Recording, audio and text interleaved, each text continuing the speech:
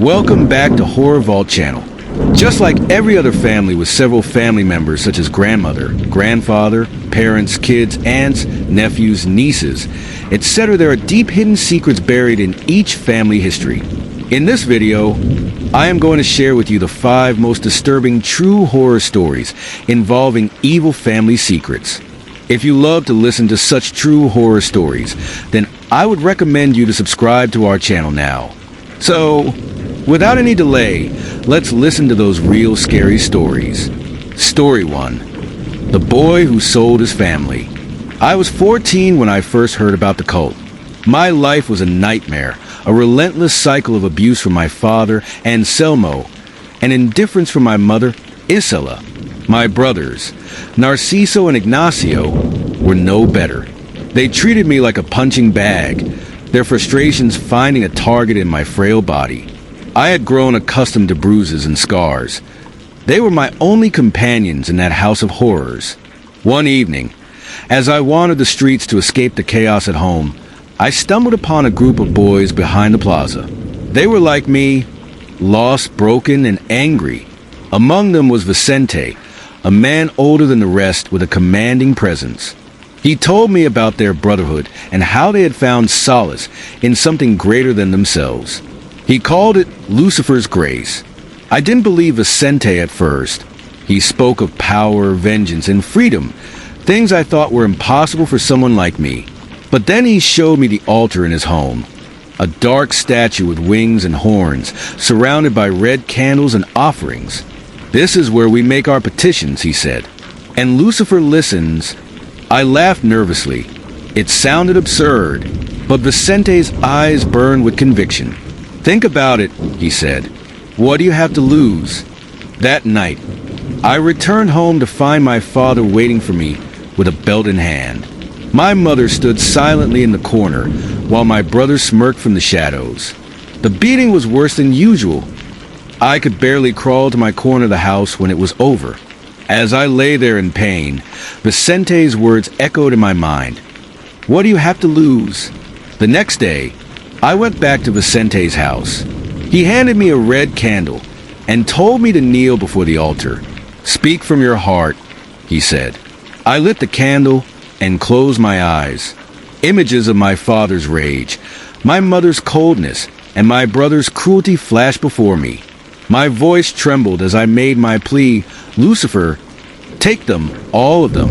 My father, my mother, Narciso, Ignacio. Take their souls in exchange for freedom and wealth." Vicente placed a hand on my shoulder as I finished.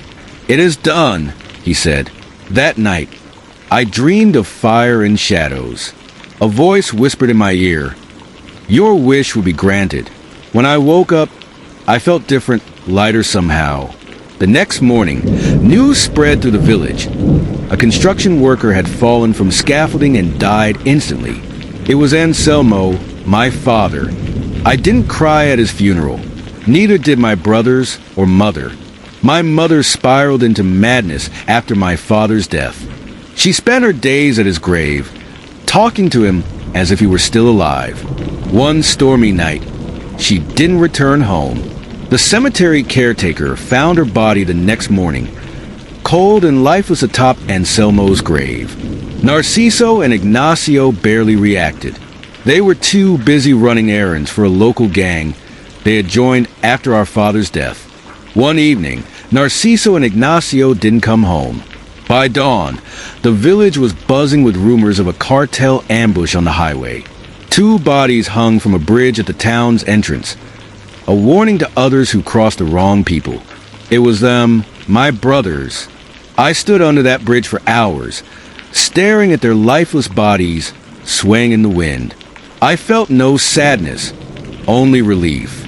With no family left to claim it, I discovered that my father had left behind a life insurance policy, a substantial sum meant for his heirs.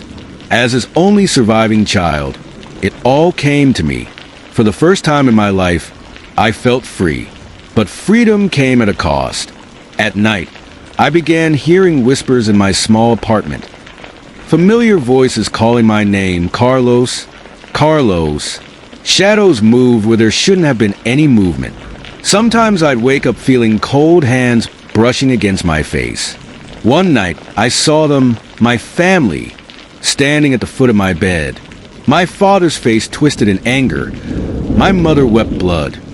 Narciso and Ignacio grinned with hollow eyes. "You did this," they whispered in unison, desperate for answers. I returned to Vicente's house. "Why are they haunting me?" I demanded. He looked at me gravely. "You asked for their souls," he said. "But souls don't disappear, they linger. What do I do?" I pleaded. "You can try to appease them," he said slowly, "or you can join them." That night, Vicente helped me perform another ritual, a desperate attempt to banish their spirits back to wherever they came from.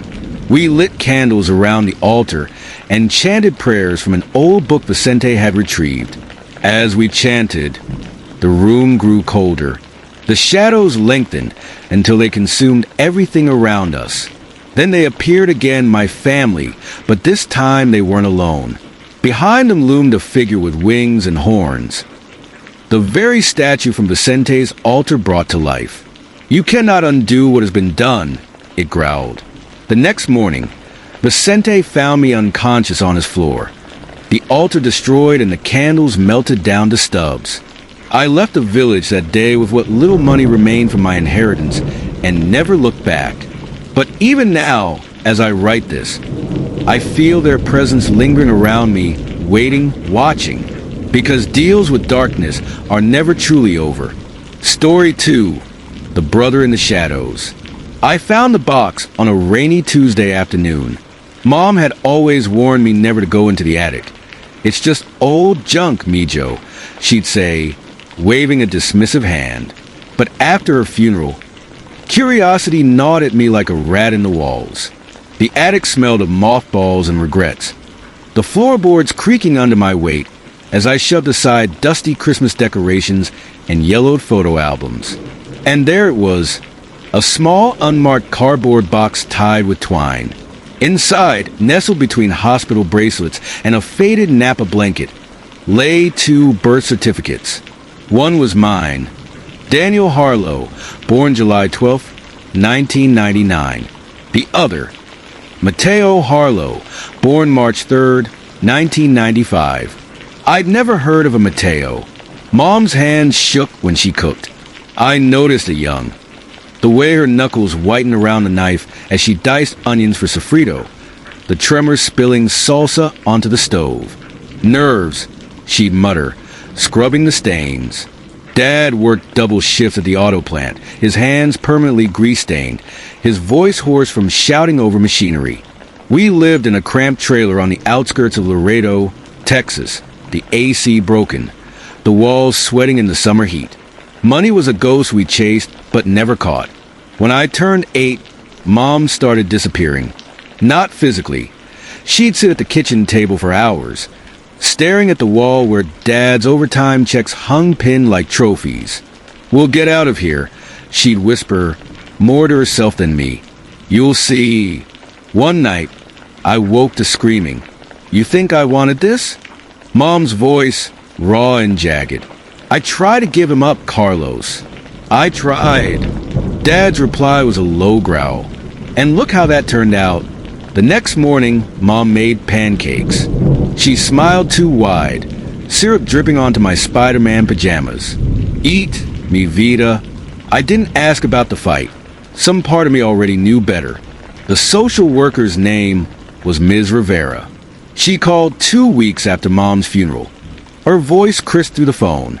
"Your brother's been asking about you." "I don't have a brother. Mateo Harlow. He's in foster care in San Antonio." The name punched the air from my lungs. Mateo. The birth certificate. The box. "He wants to meet you," she said. I drove to San Antonio that afternoon.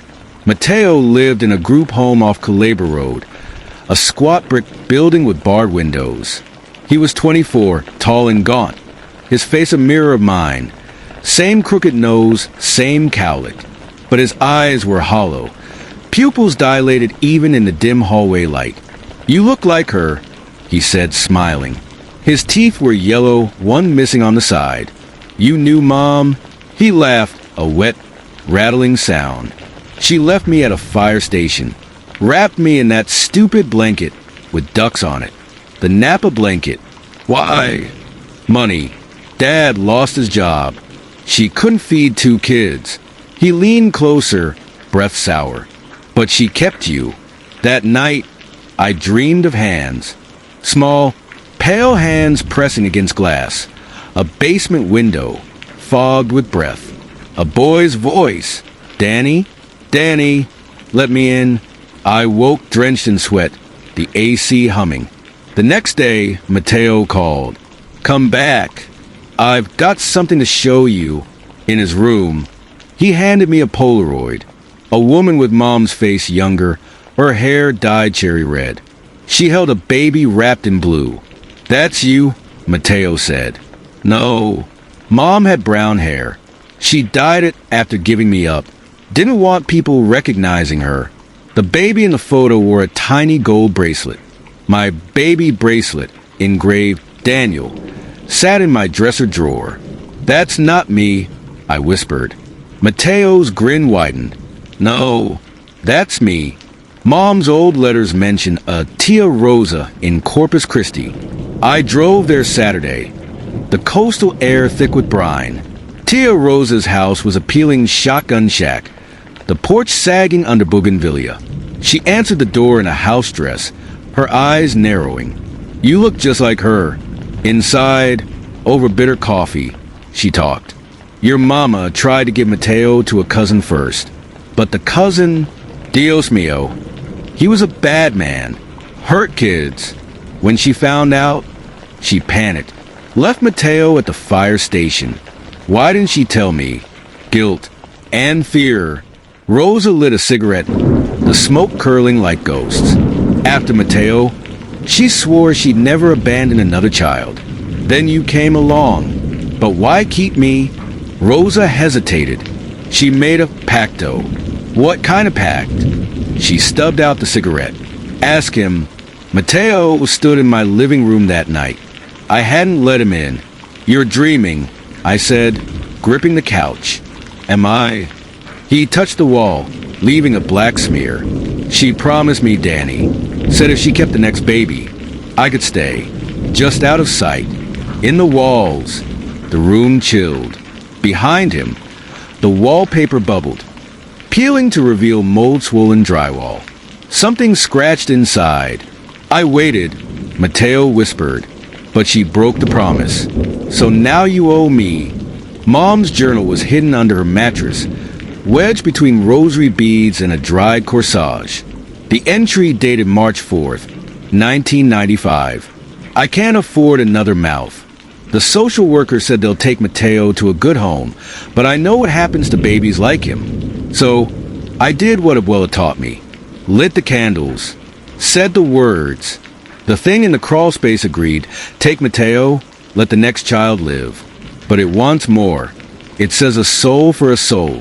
When the time comes, I'll pay. But please God, don't let it take Daniel. The crawl space. The trapdoor under Mom's bed was warped, though it's splintering as I pried it open. The smell hit first, rotten meat and wet soil. I climbed down, phone flashlight shaking. The dirt floor was littered with bones. Small ones. Bird, cat, no. Tiny gold bracelets glinted in the beam. Mateo, Daniel, a rustle behind me. I turned, light catching on a figure. Skeletal, eyes milky, its jaw unhinged. One son stays, it hissed. One son goes. Mateo waited upstairs, his form flickering like static. It's time, Danny. What are you? What she made me. The son who stayed. He pointed to the crawl space. And now it wants you. The thing emerged, joints cracking, nails clawing grooves into the floor. Run, Mateo said. But the door wouldn't open. They found Mom's will in the safety deposit box. A single line. I leave my son Daniel Harlow the house and all its contents. The new owners say it's haunted. They hear scratching in the walls, voices arguing in Spanish. Sometimes at night, they see two boys in the yard, one solid, one fading, playing catch with a doll's head. I don't correct them. After all, someone has to stay. Story 3, The Widow's Curse. The forest swallows the last sliver of daylight as I unlock the door to my new home. Pine needles crunch under my boots, and the air smells like damp earth and decay. The realtor called it a fixer-upper with character. A hollow laugh escapes me. The house looms ahead, a grotesque hybrid of stone and rotting wood, its windows boarded like closed eyes. I drop my suitcase on the creaking porch and step inside. The silence is wrong, not peaceful, hungry. I'm unpacking dishes when the first scream tears through the house. It's high, desperate, a woman's voice. My coffee mug shatters on the floor. Hello, I call out, gripping the kitchen knife. Nothing, just a groan of old timber. By midnight, the whispers start. They coil around the hallway, hissing in archaic Spanish. Celosa envidiosa, jealous envious. I follow the sound to the upstairs landing, where the air turns frigid. A shadow flickers at the edge of my vision. A woman in a tattered 16th century gown, her face a blur of rot. I slam the bedroom door and shove a dresser against it. Sleep doesn't come. A hand clamps over my mouth. I thrash, but the grip is iron. The room melts away, replaced by candlelit stone walls. A man's laughter echoes. A younger woman, beautiful, with raven hair and a green velvet dress, sobs as the widow drags a dagger across her throat. Blood sprays the tapestry beside the hearth. The widow whispers, Nadia lo tendra, no one will have him. I wake up choking, the metallic tang of blood on my tongue. The house won't let me leave. Every exit, windows, doors is sealed. My phone's dead. The walls bleed a black, tar-like substance that reeks of burnt hair. I claw at the front door until my nails split. Let me out! I scream. The widow materializes behind me, her skeletal fingers brushing my neck. Two Eries igual que ellas. You're just like them. I find the journal in the attic, buried under moth-eaten lace. Isabel de Leon, 1587. Entries detail her husband's affairs, her purges of the women he desired. The final page is a confession in brown, flaking ink. Los Onter and Los Muros. Sus almas mi mansion en compañía. I buried them in the walls. Their souls keep me company. The floorboards creak. Behind me, 6 spectral women materialize, throats slit, eyes hollow. They point to the far wall. A pickaxe leans against the stones. I swing the pickaxe. Plaster crumbles, revealing a skeletal hand fused into the mortar. Then another, and another. 12 bodies entombed alive, their mouths frozen in silent screams. The widow's laughter echoes. Aura to Unira's Ellis. Now you'll join them. They're everywhere now. The women, the widow, the shadows. My reflection in the hallway mirror isn't mine. It's hers, grinning with broken teeth. I tear the curtains into strips. The rafters creak as I knot the fabric. The widow watches, nodding approval. See, así es como termina. Yes, this is how it ends. They find my body a week later. The coroner calls it suicide. But some nights, travelers swear they see a 7th figure hanging beside me in the attic window. A raven-haired woman in green velvet, her throat slit. The house is quiet again, waiting. Story 4. The leg lost in neglect. Growing up, my grandmother was a symbol of resilience to me. She had lost her leg when she was younger, and the story my family told was simple. Cancer.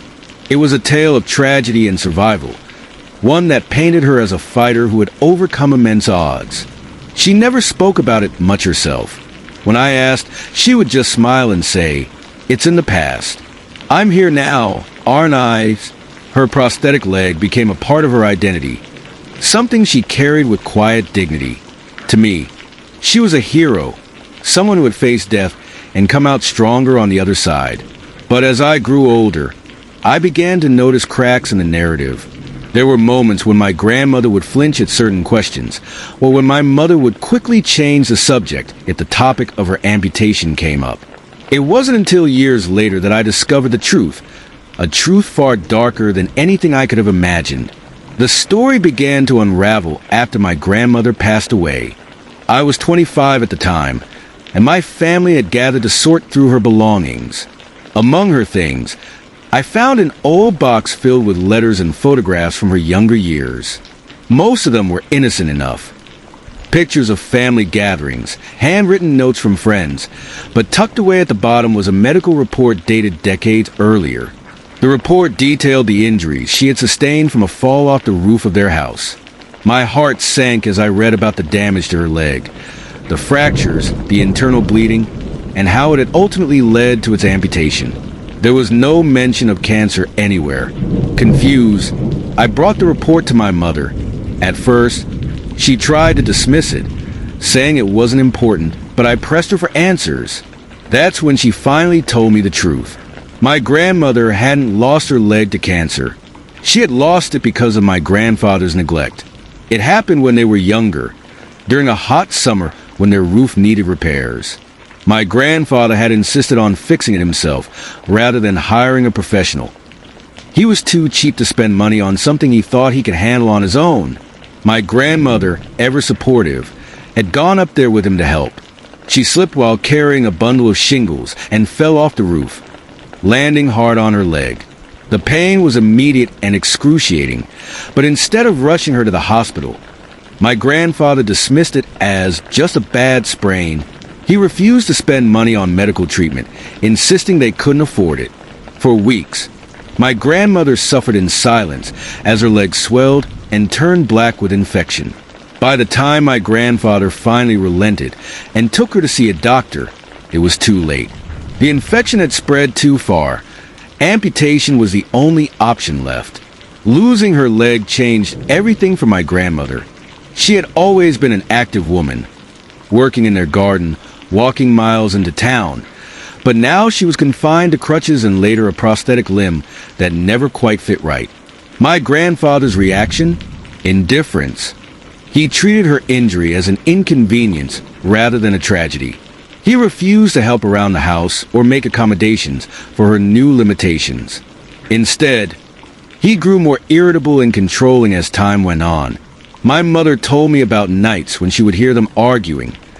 My grandmother pleading for understanding while my grandfather berated her for being useless. He blamed her for falling off the roof in the first place, as if it were somehow her fault for trying to help him. As I learned more about what had happened, I began to see my grandmother in a new light. She wasn't just a survivor. She was someone who had endured years of abuse and neglect at the hands of a man who should have protected her. Her strength wasn't just about overcoming physical adversity.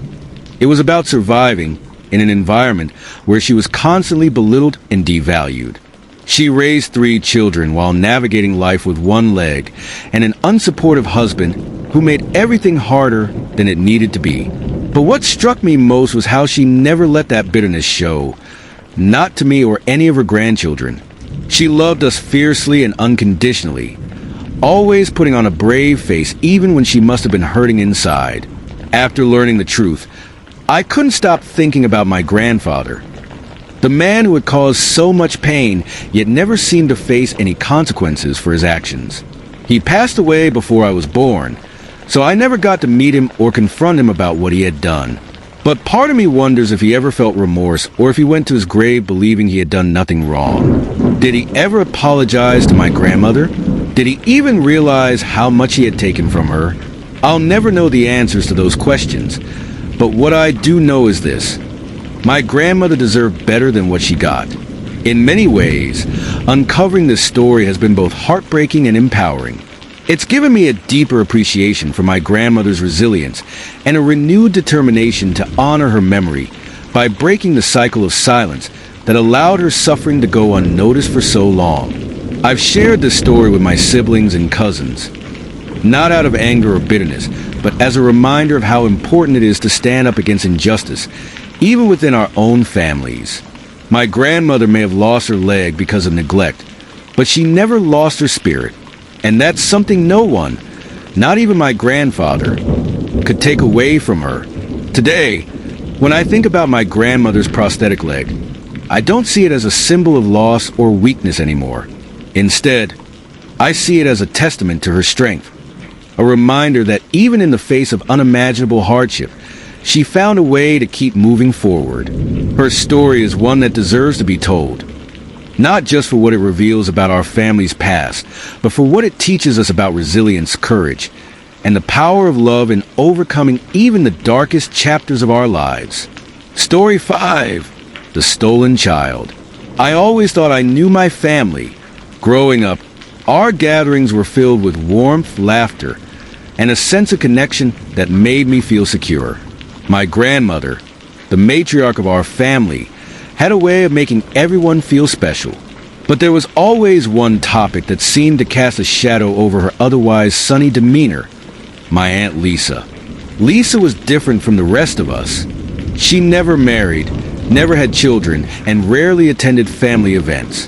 When she did, she seemed distant, as though she were carrying a burden none of us could understand. I never questioned it much as a child, but as I grew older, I began to notice the gaps in her story. It wasn't until I was in my late 20s that I decided to investigate further. It started innocently enough. I wanted to create a family tree for Christmas as a gift for my grandmother. But when I asked her about Lisa's early years, her face clouded over. "Why don't you ask your mother?" she said curtly before changing the subject. My mother was equally evasive when I brought it up. "Lisa's past is complicated," she said with a sigh. "It's not something we talk about." That only made me more curious. Why was everyone so secretive about Lisa? Determined to get answers, I turned to public records and genealogy websites. Most of my family's history was easy to trace. Birth certificates, marriage licenses, even old newspaper clippings. But Lisa's trail went cold after her birth certificate. It was as if she had appeared out of nowhere at the age of 1. No hospital records, no baptism certificate, nothing. The only clue I found was an old photograph tucked away in one of my grandmother's albums. It showed Lisa as a baby, held by a woman who wasn't my grandmother. On the back of the photo were the words, Elizabeth 1968. I couldn't shake the feeling that something was deeply wrong. Why wasn't Lisa's name on the photo? And who was Elizabeth? After weeks of digging through archives and making phone calls, I finally found an article in an old local newspaper from 1968.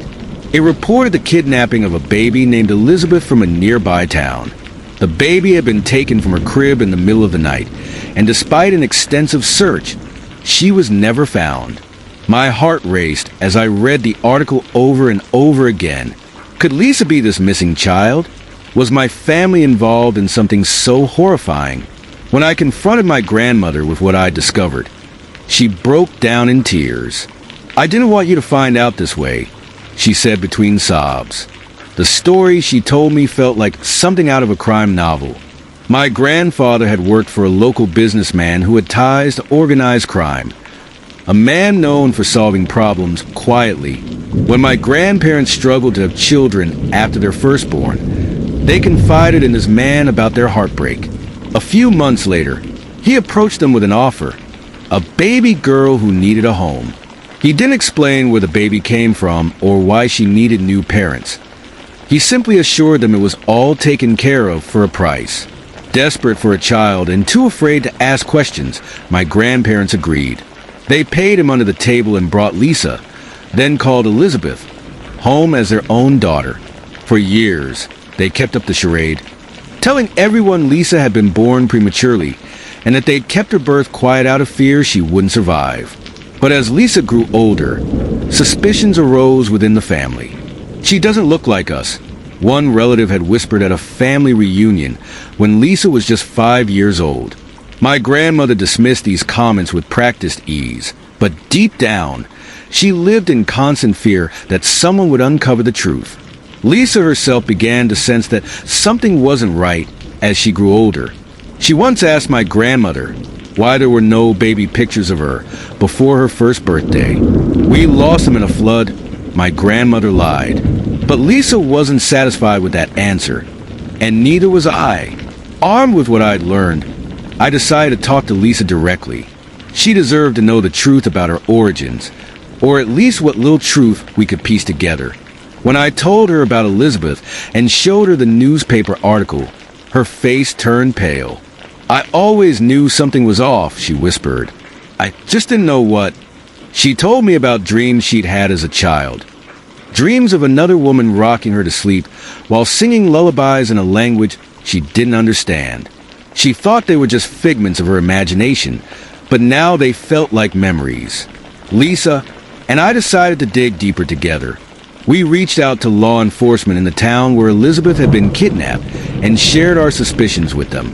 They reopened the case and took DNA samples from both Lisa and Elizabeth's surviving biological relatives. The results confirmed what we already knew in our hearts. Lisa was Elizabeth. The revelation sent shockwaves through our family. My grandmother was devastated by guilt, but insisted that she hadn't known Elizabeth had been kidnapped when they took her in. "We thought we were saving her," she sobbed. But not everyone believed her story, not even me. In the months that followed, our family fell apart under the weight of this dark secret. Some relatives cut ties entirely. Others tried to pretend nothing had changed.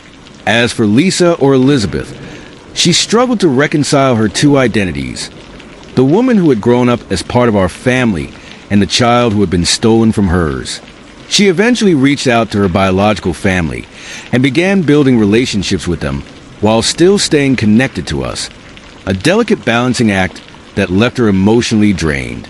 To this day, we don't know exactly what happened on that fateful night in 1968 or who orchestrated Elizabeth's kidnapping. The man who facilitated her adoption disappeared years ago without leaving any trace behind. What we do know is that secrets have a way of surfacing no matter how deeply they're buried. And when they do, they can change everything you thought you knew about yourself and your family. Lisa still visits us occasionally during holidays, but spends most of her time with her biological siblings now. As for me, I've stopped working on that family tree project. It turns out some roots are better left undisturbed. But every now and then, when I see an old photograph or hear stories about my grandparents' younger years, I wonder how many other secrets are hidden beneath their carefully constructed smiles, and whether those secrets will ever come back to haunt us again. That's the end of this video, guys. What do you think about these true family horror stories? Share your experience in the comments below, and don't forget to subscribe to Horror Vault to watch such true scary videos regularly. I will see you in the next video.